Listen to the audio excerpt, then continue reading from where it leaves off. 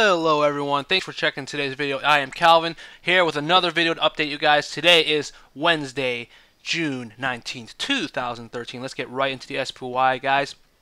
If you guys recall yesterday, I called that we did take out that pivot, which is bullish, but let's see if we confirm tomorrow, which is a close above this high. Sure enough, we retested near the highs of yesterday and sold off beautifully based off the Federal Reserve. Ben Bernanke pretty much said we're going to continue asset purchasing program, QE3, but it will eventually die down as the economy improves. Okay, guys, so Brett was pretty much saying that eventually, this euphoria is going to end. Okay, and investors got pretty scared there. And eventually, the QE is going to come to an end, and what's going to happen after that? What's going to prop up this market? That's a very scary thought. So that's a lot of uncertainty there. So a lot of investors, traders do not like uncertainty. They want a specific time, date when this is going to happen, and if you don't get that, people start to get jittery. Okay, guys. Let's go right into the charts, though. The daily chart, we are closing back below the 20 and the 10-day moving average, sharply below. We pretty much negated the last two trading days on heavier volume, guys. 200 million shares traded, guys, on the SPY. So that's you have to really keep note of that. We are still in a bearish retracement. Okay, guys. You got to look at the bigger move, the bigger leg. This is the current leg. Okay.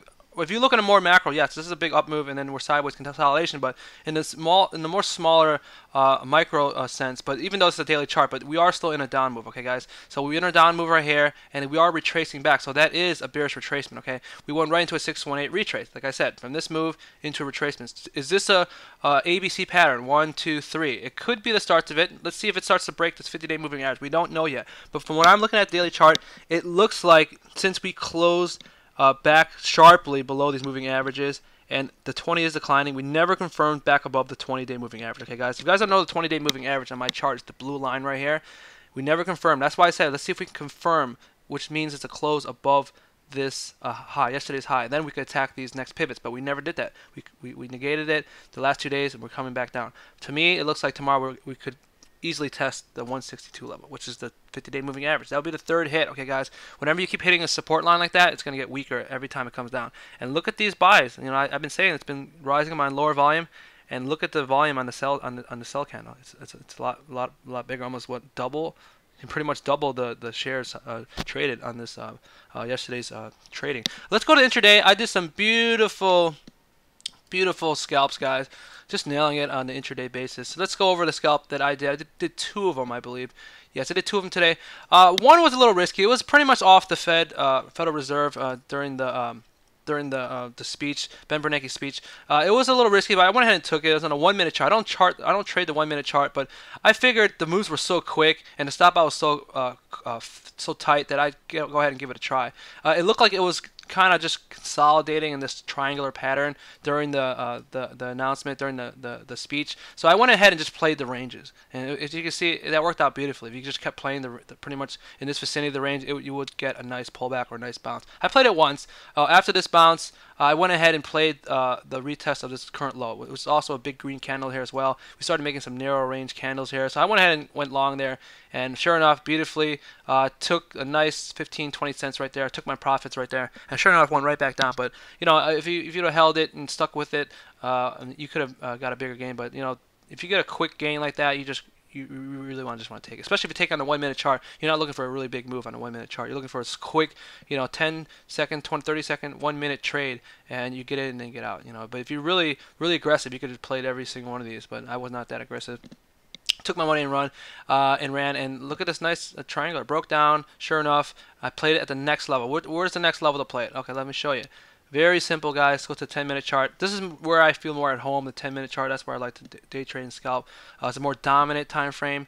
I usually get a bigger move. Okay, so let's see where I went. I went right off this. Okay, let's look back on the chart first and see what kind of pattern it made. Okay, guys, you got to look at all these factors before you take a trade. See this big triangular pattern? We confirmed above it, broke out of it, and now we retested it. Okay, so that's one factor why I took this trade. Okay. One factor why I took that level right there at this. I'll make it. So you guys, I'll make it. Color should I make? I'll make it. Let's just see what color I see. Let's make it yellow. Why not? Okay, yellow. Okay, that's that triangular upper portion of that triangular pattern, guys, that we retested beautifully for a nice little short-term bounce. Sure enough, we got that. What else did we have? We had a measured move, okay, guys, a measured move. If you take this one as a the triangular pattern, if you measure it down, it measures in this vicinity. Okay, that's two factors: rising 200-day moving average. But one factor is not enough. You might say, oh, why didn't you take the 200-day moving average? Well, what other factors are there? There's no other supports there. There's no other confluences that show that you should buy that 200 moving average. Okay, so I told you the measured move from this kind of consolidation, the measured move takes you in this vicinity. You have that yellow trend line. Let's go to the hour chart. Let's go to the 60-minute chart. A lot of traders will like to look at the 60-minute chart for even a more dominant time frame. What do we have? What is that? We have a green line. On my chart, my friends, that's a 50-day moving average. So 50 moving average on the hour chart went right into it. Okay, guys, this is a fast drop. Okay, guys, this is for a scalp only. And I took that, and that was the reason why I took it. And on the daily chart as well, I believe that was a 10-day moving average at the time before it sliced through it. See this rising yellow line on my daily chart? That's the 10-day moving average. So see how you line up multiple time frames? Okay, guys, you got a support moving average on a daily chart. You have the 50 moving average on the hour chart. You have on the 10-minute chart, you have the 200-day moving average, which never confirmed yet, and also that trend line. See how in the measured move, see how you add up all these factors? It's just a beautiful, brilliant way to trade, and sure enough, beautiful profits. So those are the two scalps I did today for some fantastic profits. Okay, guys. Also on this drop, I also sold the 159 put. It might be a little scary because we are headed northbound. I didn't anticipate that we dropped lower than that, so we are making looks like a ABC pattern right here as well into the close. Let me draw this chart back a little bit so you guys can see where I'm talking about. Missed it. Let me just zoom back out so you can see it.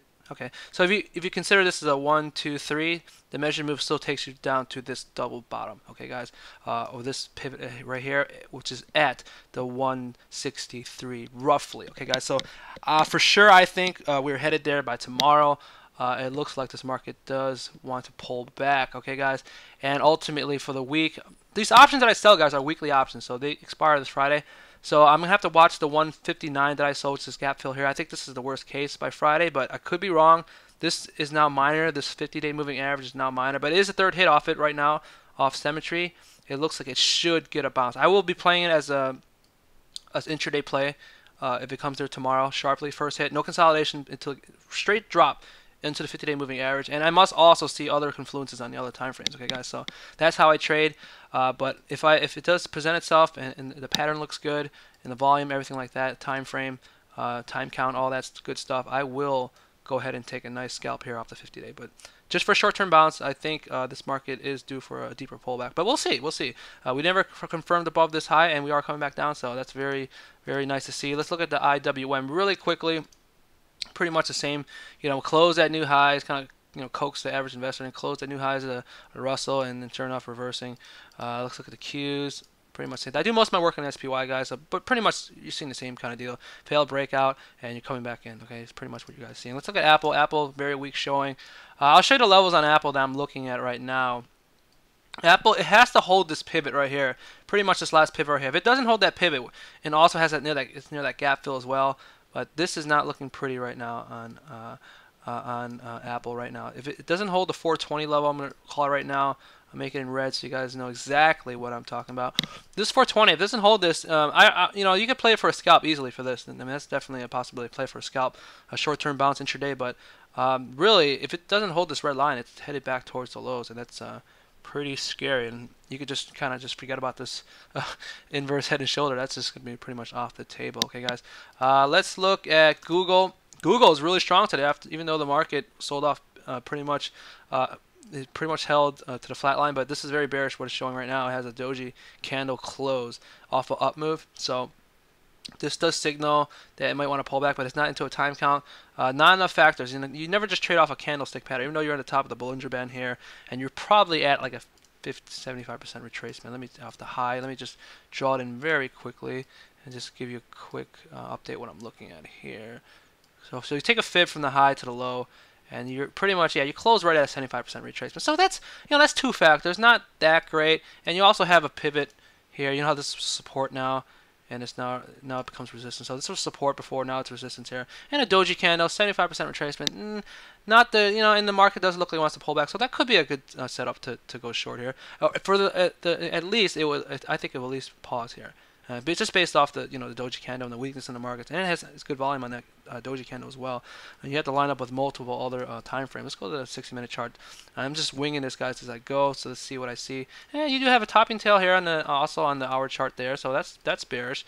And then you got some wide range bars here. Yeah, it does look like a decent a chance for Google to pull back here. If not, though, if it wants to continue higher, double top, that's your next spot. Okay, guys. So if you took a shot here, you know, you could use a stop above this high, and obviously it's going to start attacking to this double top. Okay, guys. But you know, pretty strong showing on Google. Everything else is pretty much red on my screen. Let's look at Amazon. Amazon attacked that double top, retraced it, pulling back nicely.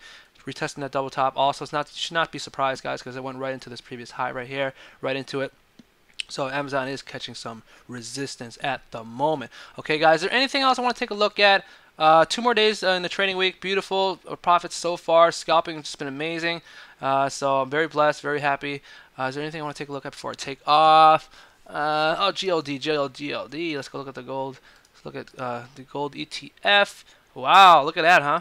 Beautiful. Right into this descending triangle, guys. Called it out. This is very bearish. And wow, this is playing out very beautifully. Very, very pretty. Nice pattern here. Let's see if it breaks this tomorrow. And I think, based on the pattern right now, it may need to consolidate, maybe make a bearish pattern, perhaps. Maybe head more towards this apex and then break down. But yeah, gold looks like it does want to. It wants to go down for lower prices. Okay, guys. I think that's it. Let's look at EA. I haven't looked at EA in a while. I believe I've been calling out EA back on a weekly chart. I called it many videos ago that I was making this bullish. I mentioned that after I made this green bar that it's going to pause the next week. Sure enough, and it might build strength for another move up. I said the next stop was 2370, and these lines were already drawn in. So you see how it's magical these are. Drawn these in before. I haven't looked at this chart in weeks, and sure enough, it goes right magically, appears right at that level and pulls back. So the next level after 23.7 is 25 bucks. Okay, guys, it's double top. So EA is just trading off technicals beautifully right now. Okay, guys, so that's EA's chart. Still in this upper range right now. Not much to do, but these are your levels to the upside, and downside it is still riding this upper trend line. Okay, guys, see if it continues to hold and ride this trend up. Okay, guys, just have to see what happens on EA. Not much to do right now. What else do I want to look at? Is there anything else where I want to take off? I can't think of anything now. I gotta start writing these ticker symbols down. But if you guys have any questions, any comments, any ticker symbols that you want me to go through, go over, I will be happy to do that. Okay, guys, I will check you guys later. See you guys next time.